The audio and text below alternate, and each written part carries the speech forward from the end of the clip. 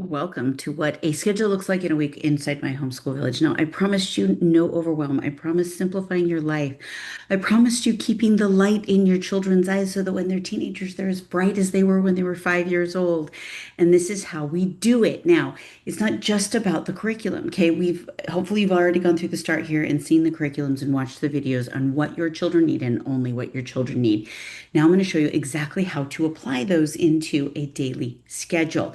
Part of keeping that light in their eyes is not overwhelming your child or giving them too much too soon or not giving them enough in their older age. And I've already written it out for you. Let me show you exactly where that is. Now, here's where you're going to go. Inside the village, you're going to click on right up here inside classroom. Okay, this is where these things are held.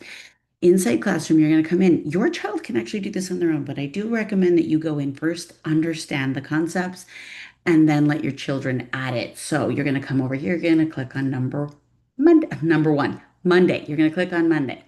As you can see, we have the color coding. Blue for reading. So they come in, and here's how I recommend Mondays. You do reading. I'll show you reading, writing, math, and science. That's it.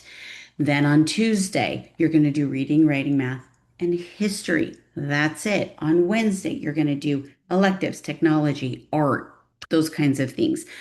On Thursday, you leave all of this alone and you can do some of our online classes, or you go and you just live your life. This is when you do your doctor's appointments. This is when you grocery shop. You do all the things that are life skills. You do the laundry, you clean the house. These are all parts of homeschooling and teaching your children how to live a normal life. Friday is either a catch up day or a field trip day, a play day. Let it be a play day where you and your kids are bonding. And this is all you have to do. So go to Monday. You're going to go, if your children are first through third grade, you're going to click the blue. I literally spell it out for you exactly which one of our programs you're going to use to do what. And then you're going to go down here. I'm going to explain to you exactly what to do for writing. I'm going to explain what to do and give you the links for math. Hopefully, you've already set these up and exactly what to do with science and where. Then if you have a child in red, they come here. Now, I've already organized these so all your kids are doing the same stuff at the same time, more or less. Okay, and it's even built so that your green, your junior high and older, are doing harder work, in-depth work, but they're not messing with stuff they don't need. Now, remember, once again, go with where your child's at but don't worry about the grade levels. This is a generalization. This is about if your child's behind, go back a color. That's okay. Come back to classroom, click on Tuesday morning. Your child can literally come in here, click their color, read exactly what to do, and get the links at the bottom. Okay. So, not hard. This is so simple. You just need to go in and click the day of the week. Remember, Thursday and Friday are not about academics, you guys. They can read.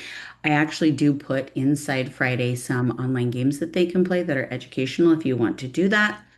But other than that, make sure you go through these days of the week. You're going to find out how easy that really is. And a side note, unit studies. Unit studies are for the days you just need a break. You can use them on Thursday or Friday if you don't have a ton of errands to run or you want to do a little more. Unit studies are made for a little extra or when you need a break. Don't think you have to fit them in. Some parents like to do them on Fridays. Some parents like to do them during breaks. Some parents need to do them just when they just feel like having something fun and changing it up. And that's what the unit studies are for.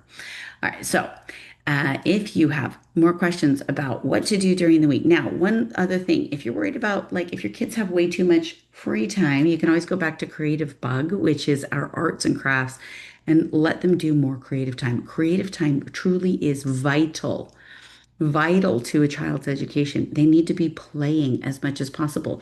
This schedule is built for a lot of free time on purpose. Don't put them on the computer and tech. Let them be bored. Let them read. Let them play. Get out the Legos. Get out the games. Send them outside. There's plenty of space in here for this. And as long as you're giving them that downtime, their academics will do much better. And so will you. Let me know if you have questions. And remember, it's about keeping the light in their eyes.